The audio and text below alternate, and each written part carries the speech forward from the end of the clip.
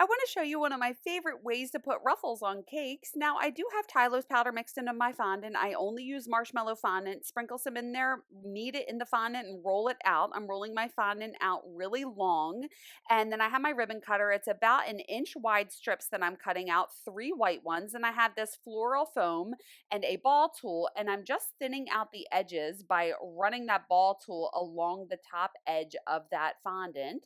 Then I get my cake out of the refrigerator. That icing is cold and hard. I'm not going to mess it up. It's iced in American buttercream, and I have some piping gum just getting on the very top of that cake. And then I'm starting to put this ribbon around the cake, and I'm making sure that it is half sticking out over the top and half onto the cake. And I'm pinching it and pushing it on there. So you can see I'm pinching the bottom half and then pressing it against that cake. And again, that icing is cold. It has to be cold and hard. That way I'm not going to mess it up as I do this process. And then once I get to the end, I just kind of tuck that end in. And then I want to take my fingers and press that bottom half of the ribbon all against the cake so it's not sticking out too much. And now I'm getting water, not piping gel. I'm just getting water on that bottom half of the ribbon and a little bit more on the cake. And then again, starting in the very back, and I'm doing the pinch and push technique. However, I'm making sure that the bottom half of that ribbon is on the cake and the top half of the ribbon is overlapping the other ribbon that I just put on there.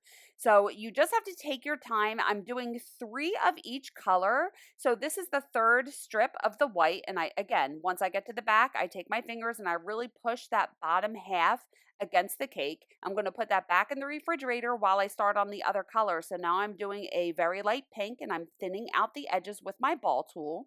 Then I get my cake out of the refrigerator. I'm starting in the very back of the cake, get down some water on that bottom half of that other ribbon and onto the cake, and starting in the back and pinch and push the whole way around here, making sure that the bottom half is touching the cake and the top half is overlapping the bottom section of the ribbon above it. I hope that doesn't sound confusing, but you can see what I'm doing. And then once you get to the back, you just want to tuck in that back section and take your fingers and press it against the cake. So I'm going to keep on doing this for all of the colors. And again, I did 3 of the white, I did 3 light pink and 3 dark pink, and then I finished with the red at the bottom.